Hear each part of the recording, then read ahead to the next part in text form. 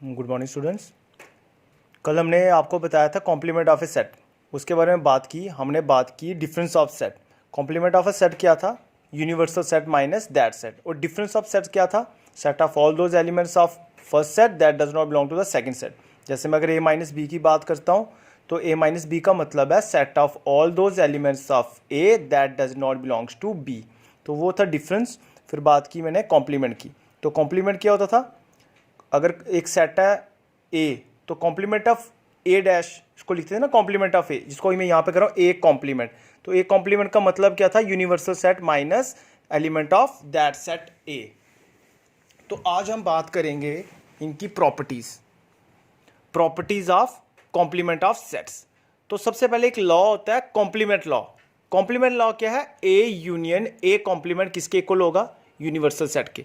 Similarly A intersection A complement किसके equal होगा? Five means nothing, कुछ नहीं है उस सेट में। फिर जो हमारा सबसे मोस्ट इंपॉर्टेंट कोई प्रॉपर्टी अगर कोई है तो वो है मेरी डी मॉर्गन्स लॉ। अगर डी मॉर्गन्स लॉ को आप याद कर सकते हो तो कर लो, अच्छे से इसको लर्न करना कि ये प्रॉपर्टी क्या है, ये याद होना चाहिए। ए यूनियन बी का whole complement, A complement intersection B complement. Similarly A intersection B का होल कॉम्प्लीमेंट होता है A complement union B complement.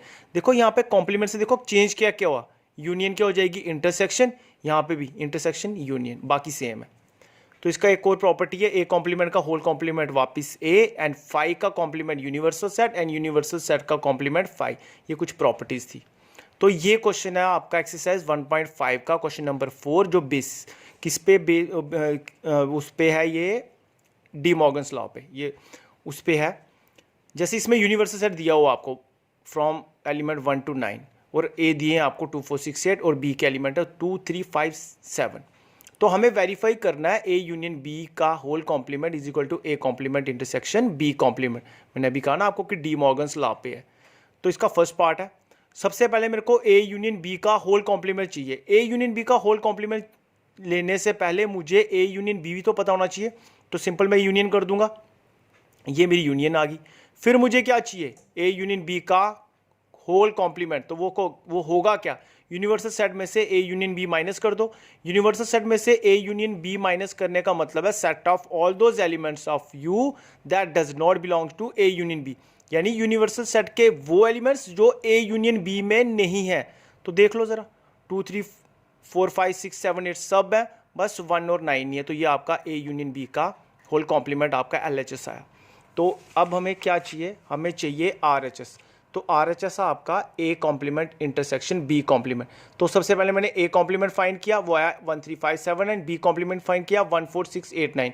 अब मुझे इसका चाहिए क्या? A complement intersection B complement. इन दोनों सेट्स में से कॉमन एलिमेंट 1 9 1 9 दोनों में सेम है, तो which is equal to A union B complement. ठीक है, LHS के इक्वल आ गया, तो ये आपका वेरीफाई हो गया। इसी के बेसिस पे ना हमारी एक चीज़ है, उसको कहेंगे वेन डायग्राम। वेन डायग्राम का मतलब क्या है? ये वाली चीज़। वेन डायग्राम होती क्या है? Venn diagram consist of a rectangle and closed circles, जिनको यूजली ऐसे कहा है क्लोज कर्व्स, यूजली कर्व्स नहीं है, ये है सर्कल्स। तो जिसमें यूनिवर्सल सेट होगा ना, जो यूनिवर्सल सेट, उसको मैं कैसे रिप्रेजेंट करूंगा? इस रेक्टेंगल से। ये जो रेक्टेंगल है ना, ये रिप्रेजेंट करेगी मेरा यूनिवर्सल सेट। तो जैसे अगर मैं ए यूनियन बी की बात करता हूं, ए यूनियन बी क्या होगा? वेन डायग्राम में कैसे वो रिप्रेजेंट करेंगे? सेट ए सेट बी और ये universal set. A union B का मतलब है कि set of elements of A and B. तो ये लिख दिया मैंने, इसको क्या क्या कर दिया आपको मैंने? शेड कर दिया। ये शेडेड पोर्शन क्या रिप्रेजेंट करेगा? A union B.